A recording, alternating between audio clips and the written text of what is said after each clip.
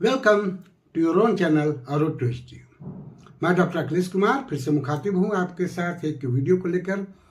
और ये वीडियो जुड़ा है कांग्रेस की स्थापना से लेकर सेफ्टी वाल्व थ्योरी को लेकर, जो एक मिथक है, एक चर्चा का विषय है। यंग इंडिया में 1916 में एक लेख प्रकाशित होती है जो गरमपंथी दल के नेता लाला लाजपत राय प्रकाशित करते हैं, और वो लेख नरमपंथियों पर वो आक्रमण करने के लिए प्रकाशित करते हैं, और जिसमें एक उनका कहना था कि कांग्रेस की स्थापना जो है वो लॉर्ड डफरिन के दिमाग की उपज थी और एक सेफ्टी वाल्व के रूप में उसको स्थापित किया गया था। दूसरी तरफ एक और इतिहासकार हैं आरपी दत्ता, जो मार्क्सिस्ट इतिहासकार हैं, जो सेफ्टी वाल्व थियोरी को वामपंथी विचारधारा के एक रॉ मटेरियल के रूप में, कच्चे माल के रूप में इस्तेमाल करते हैं। और उनका कहना है कि कांग्रेस का उपयोग ब्रिटिश विरोधी जो एक जन आंदोलन, एक जन सैलाब होने की संभावना थी, उसको रोकने के लिए किया गया था, ताकि अंग्रेजों के खिलाफ कोई एक बहुत बड़ा जन सैलाब 1857 की तरह की कोई क्रांति ना हो। उनका कहना था कि कांग्रेस का दो तरह से उपयोग किया जा रहा था, एक साम्राज्यवाद को जन आक्रोश से सुरक्षित करना, और दूसरा राष्ट्रीय संघर्ष में जनता की अगुवाई करना। 1839 में आरएसएस के सर संचालक एमएस गोलवालकर जी ने ये बात कही और सुरक्षा वाल्व की थ्योरी की भी बात कही। और उनका कहना था, जो उन्होंने पैम्पलेट वी में लिखा है, कि भारत में हिंदू राष्ट्रीय चेतना को उन लोगों से खतरा है जो धर्मनिरपेक्षता का दावा करते हैं। हिंदुओं को विराष्ट्रीयकरण के रास्ते पर ले जाने का काम ह्यूम, कॉटन और वेडरवन की उन कार्रवाइयों ने की जो उन्होंने 1885 में की थी। उनके कहने का जो एक जिस्ट है वो यही है। इसके अलावा गिरजा मुखर्जी, सीएफ एंड्रूस भी सेफ्टी वाल्व थ्योरी को स्वीकार करते हैं। 1913 में वेडरवन, जो एक आईसीएस अधिकारी थे, उनके द्वारा प्रकाशित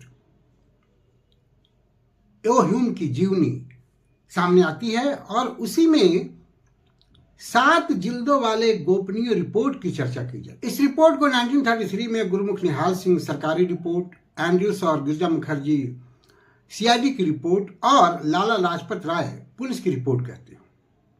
यह रिपोर्ट जो है वो एओ ह्यूम के जीवनी के पेज नंबर 80 और 81 पर है, और इसी रिपोर्ट के आधार पर कांग्रेस की स्थापना को एक सेफ्टी वाल्व थ्योरी के रूप में इवॉल्व किया गया।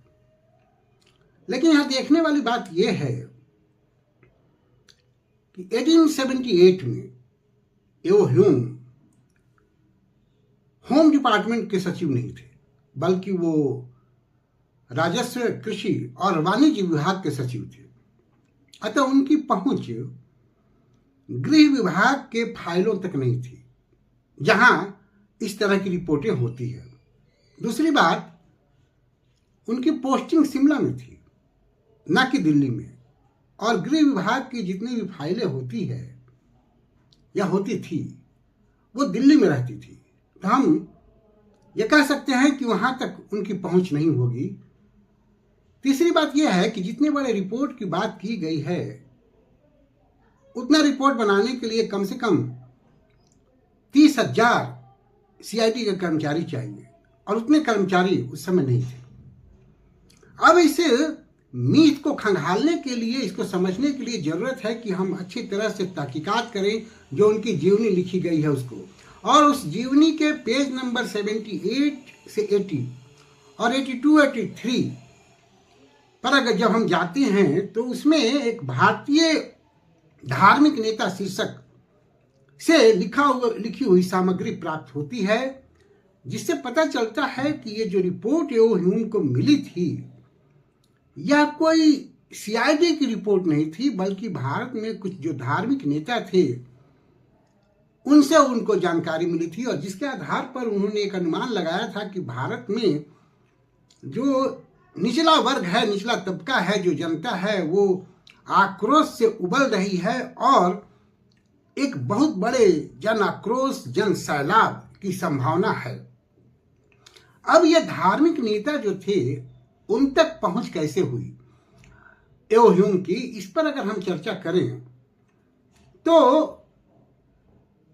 1881 में एओ ह्यूम की पहचान मैडम ब्लेडवास्की की से होती है, जिन्होंने थियोसॉफिकल सोसाइटी की स्थापना की थी और उन्हीं के प्रभाव में आकर और उन्हीं के माध्यम से एओ ह्यूम को इन महात्माओं से संपर्क होता है और इन्हीं संत महात्माओं में एक थे कोथोमी लाल सिंह, और माना यह जाता है कि उन्हीं से ये जो जन सैलाब या जन आक्रोश की बात थी, इस तरह की जानकारी एओ ह्यूम को मिली थी।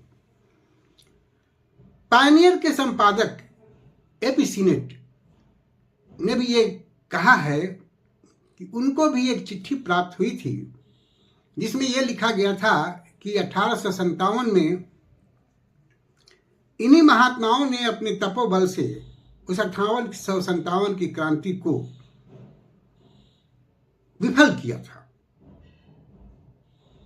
तो इस तरह से ये जो रिपोर्ट है वो कोई सीआईडी रिपोर्ट नहीं थी जिसके आधार पर यह कहा जाए कि ये डफरिन के दिमाग की उपज थी। 1850 के दशक में ये सेफ्टी वाल्व की जो थियरी है वो पूरी तरह से खारिज हो गई, क्योंकि इंग्लैंड और भारत के किसी भी अभिलेखागार में इस तरह की कोई रिपोर्ट नहीं मिली। 1850 के ही दशक में डफरिन के जो भी कागजात थे वो प्रकाशित हो गए और उससे ये पता चल गया कि डफरिन ने कांग्रेस या ह्यूम को प्रायोजित नहीं किया था। इसमें कोई शक नहीं कि शिमला में डफरिन से एओ ह्यूम मिले थे, लेकिन डफरिन जो है वो बहुत तवज्जो नहीं दिए थे इस बात को। अलबत्ता जो बॉम्बे के गवर्नर थे लॉर्ड री, उनको डफरिन ने आगाह किया था कि जो ये प्रतिनिधि मंडल मिलने वाले हैं तो इन प्रतिनिधियों से होशियार रहने की जरूरत है। तो ये कहना कि ये डफरिन द्वारा प्रायोजित थी या डफरिन के दिमाग की उपज थी, ये कहीं से सही साबित नहीं होता है।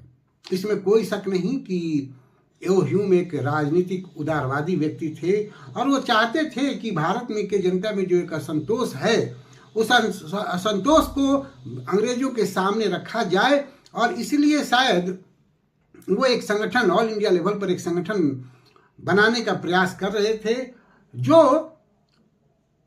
ब्रिटिश महारानी के विपक्ष की भूमिका अदा करे। और चूंकि कांग्रेस की स्थापना में उनका एक रोल ये रहा कि जो एक क्षेत्रीयता की भावना अलग अलग क्षेत्र के लीडर में हो सकती थी, तो वो एक परा क्षेत्रीय व्यक्ति थे जो हर क्षेत्र के लोगों को एक जगह संगठित कर सकते थे और उनके विचारों के प्रति किसी में कोई विरोध की भावना नहीं रहती, और इसी अपने स्टेटस का, अपनी स्थिति का उनको फायदा मिला, जिससे कि कांग्रेस की स्थापना में उनकी एक महत्वपूर्ण भूमिका रही।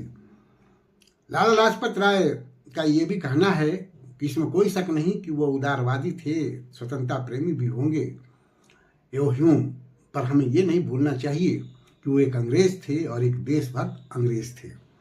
तो ये जो सेफ्टी वाल्व थियरी की बात है वो, और सीआईडी रिपोर्ट या सरकारी रिपोर्ट या पुलिस रिपोर्ट की बात है, वो पूरी तरह से मिथक साबित होती है।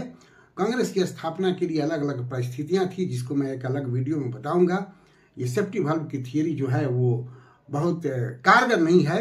हालांकि इस सेफ्टी वाल्व थियरी के जवाब में गोखले का ये भी कहना है कि अगर अंग्रेज इसे सेफ्टी वाल्व थियरी के रूप में उपयोग कर रहे थे, कांग्रेस को एक सेफ्टी वाल्व के रूप में उपयोग कर रहे थे, तो हम भी एक लाइटनिंग कंडक्टर के रूप में इसका इस्तेमाल कर रहे थे। तो हम एज कंक्लूजन कह सकते हैं कि कांग्रेस न डफरिन के दिमाग की उपज थी, न कोई एक सेफ्टी वाल्व की थियरी थी, बल्कि बहुत पहले से भारतीयों में एक संगठित होने की विचारधारा थी, और वही जो विचारधारा थी वो 1885 में इंडियन नेशनल कांग्रेस के रूप में उसका हम कल्मिनेशन देखते हैं। जिस पर हम एक अलग से वीडियो बनाएंगे कि कांग्रेस की स्थापना का सच क्या था। आज के इस वीडियो में इतना ही। उम्मीद है कि आपको अच्छा लगेगा। अच्छा लगे तो आप हमारे वीडियो को तो देखें ही, अपने दोस्तों को भी सजेस्ट करें और मेरे चैनल को सब्सक्राइब करें। Thank you for watching me. See you again with a new video.